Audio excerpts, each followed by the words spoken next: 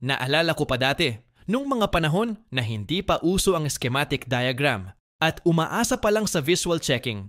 Pag nakakita tayo ng ganito, sobrang saya na natin dahil alam na nating may pang-uwi na tayo sa ating pamilya.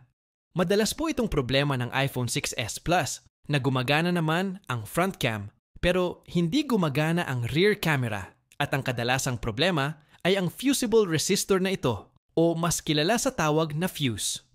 Kapag nag-overcurrent ang circuit sa line po na ito, ay itong fuse na ito ang unang tatamaan at ang resulta ay hindi gagana ang back camera dahil mapuputol ang supply na 1.2 volts mula sa power IC. At may dalawang paraan po upang ito ay ayusin. At ang unang paraan po ay ang bypass o pagdurugtungin ang magkabilang linya sa pamamagitan ng jumper wire na tulad po sa ginawa ko dito sa ating video. At ang pangalawa po ay palitan ang fusible resistor kung meron po tayong pamalit. Alin man po sa dalawang nabanggit na paraan, ang ating gamitin ay ayos lang din po dahil may dalawa pa pong fuse ang daraanan na papunta po sa FPC connector ng back camera.